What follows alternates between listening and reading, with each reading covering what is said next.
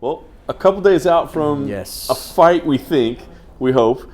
Where's the head at right now? Because it's so crazy. I feel like we've gone down this road so many times, man. So what's the middle check right now? I always just do my thing. I'm always being me. Like I've been really focused for this one, just because, I'm in a new camp. I changed things up a little bit. Nothing bad. I just needed a change in my life, and I got that. And I've changed up my training a lot. Like my body feels amazing. My weight is. I woke up this morning at 134, and usually I'm about 8 pounds heavier than that. Wow. So, and I know I'm fighting the smaller man. I'm fighting a 15-pounder who's going to be quick. And the one thing I've been told about him is that he has the fastest shot that people have ever seen. So I can't wait to stop it and punch a hole in his face. Well, prepping for this before you got the new opponent, and then, us on the outside are going, dude, you can't be serious. Yeah. Like, again, was there that sense for you? Oh, Neil messaged me, and thankfully he messaged me before anybody else. UFC didn't even know. So I'm looking at it going, is he fucking with me? So I screenshot it, sent to my agent, and I'm like, dude, because people are always messing with me, because I get it. I like to mess with people, and I like being messed with. It's fun. You want to talk shit, or you want to screw around and make a joke, make it entertaining, and I laugh about it.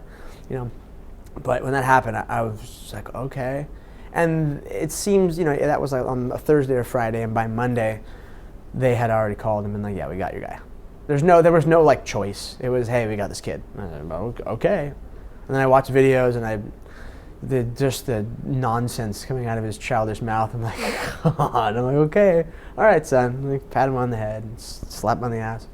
What's it like when they come to you with somebody like that? Somebody you have no idea who he is, obviously, then he's been a little bit disrespectful. We've seen. What's it like matching up with somebody like that? Whatever. He's a kid, and you want to be disrespectful. That's fine. I'm a grown man. There's nothing you can say to me that's gonna hurt my feelings or get in my head or really piss me off. But I told the UFC, because the first thing he was the first face I saw when I walked into the UFC room. And he's like, what's up, fag? And I'm like, excuse me? Like, I'll fucking punch you right in front of everybody. I don't give a shit about the fight. I will fuck you up. and I just walked past him, and I ended up looking at some of the guys from UFC, and I told him, like, listen, if he insults my mother one more time, or says shit like that to me, I'm gonna fucking hit him. Because you just don't do that.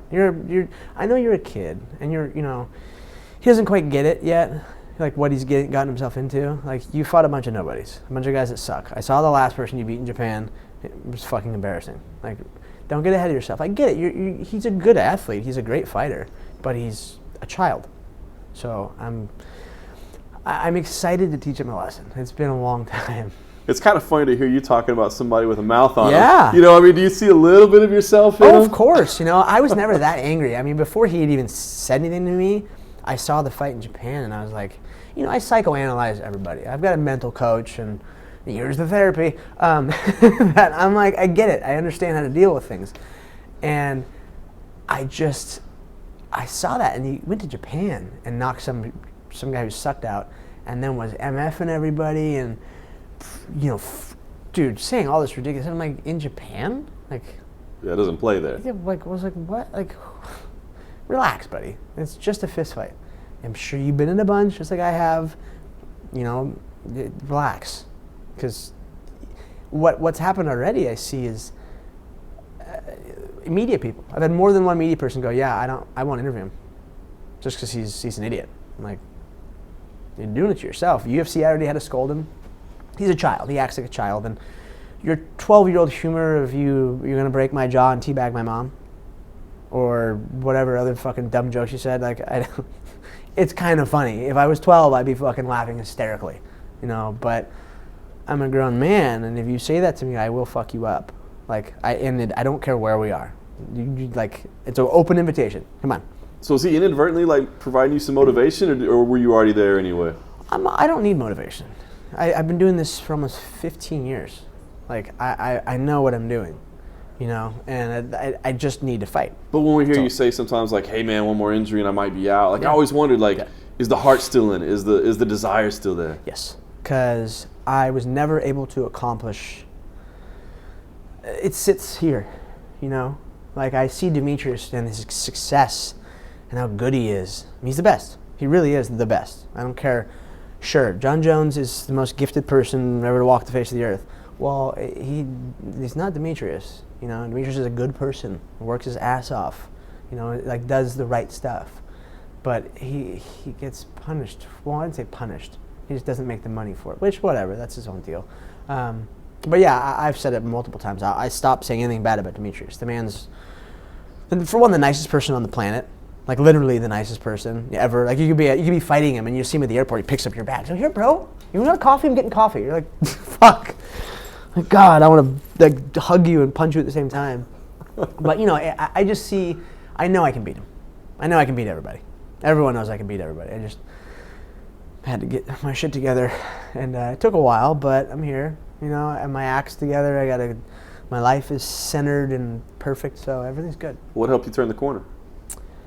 I just got getting older, you know, raising my kid and having finally a good woman in my life. It's shocking to hear me to feel the words coming out of my face, but it's true. You know, like I don't know. It's just relaxing. You know, I was able to really just start to just relax, focus at the gym. You know, I thought this was over. I hadn't announced it, but I had in my head, like, okay, I'm done. My arm's not working. You know, like 7 surgeries on this arm, and a fracture dislocation on my elbow, and 2 bad infections, MRSA infections. This arm, it hurts all the time.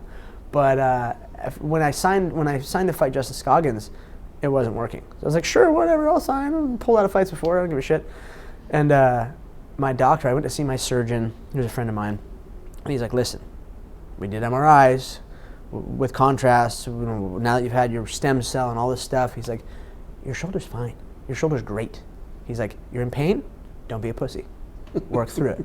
Thanks, Dr. G. Hell of a doctor. Yeah, don't be a pussy. Get it done. He does my agent surgeries and all my teammates and my parents and my brother. Like, he's a good dude. And he's like, listen, you're good. He's like, unless you do something catastrophic, which I do, I'm good. So I worked through it, you know, through the pain. There's been days where I've fucking cried over it. I'm on the ground, like, just in so much pain. But those are long gone. By long gone, I mean like a few months gone. But I got nowhere else to go. You know, I got nothing else to do. So I'm really good at this. So talk about the changes in training then. Has it been built around just keeping you healthy? Or? Yes. My whole camp is about keeping me healthy. You know, I do 2 workouts a day. I have about maybe 2 hours or an hour of warm-up time a day total. You know, stretching and rolling out and my movement stuff. And then my workouts aren't longer than like an hour, 90 minutes. You know, earlier in camp they were 90 minutes, maybe, you know, around there. And then now they've gone about an hour, and I'm healthy. I'm in great shape. My weight's lighter than ever. I'm waking up at 134, so it's a plus, you know. I don't have to worry about it. I literally stepped on the scale this morning. I was like, wow, I've really been trying. Like, you know, for a while I got too big and it was just uncomfortable. Right. Like, I see pictures of me at like doing stuff and I was like, I just look like I'm breathing heavy. I'm like, oh, I was like 160. I remember getting up to about almost like 58, I think. And it was just too, I was out with when I tore my hip and my groin, and I just wanted to get strong, which worked, but I put on way too much weight. So, I mean, it's interesting because I felt like recently, like you were just fighting to kind of extend your career a little bit. But now it kind of sounds like, you know, I hate to use like a cliche like starting anew or whatever, but it does kind of feel like that's where you feel like you're at right now. Yeah, realistically, you know, I'm starting from the bottom. I'm fighting a nobody, you know, which, nothing against him. He's a nobody for now. You know, he can make a name off me. Realistically, that's what happens in this game, you know. So it's, you know, I'm a realist. I know how things work. I know the world has shit on me so many times, you know. People don't know I've been dead before. I've almost died a few times. I've been through so much, and it's not like I've had the perfect life, perfect family.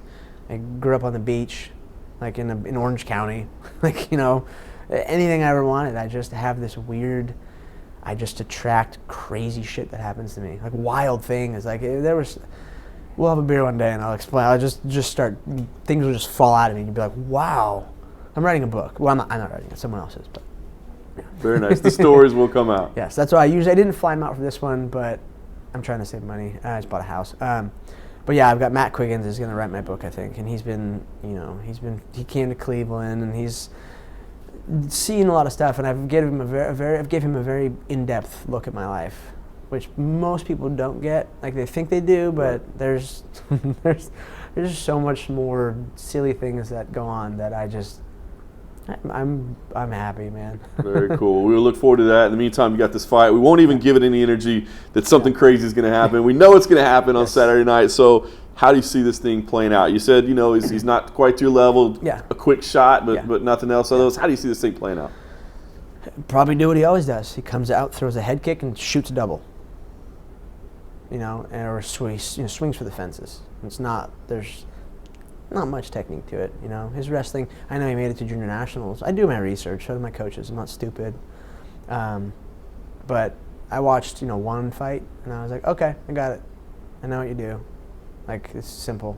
He's beginning here, and this is his path, Like, every young man needs to get their ass kicked once or twice. It happened to me, in front of the whole world. So. I can say that he'll last a round. I'll pick him apart for a round, then I'll finish him in a second.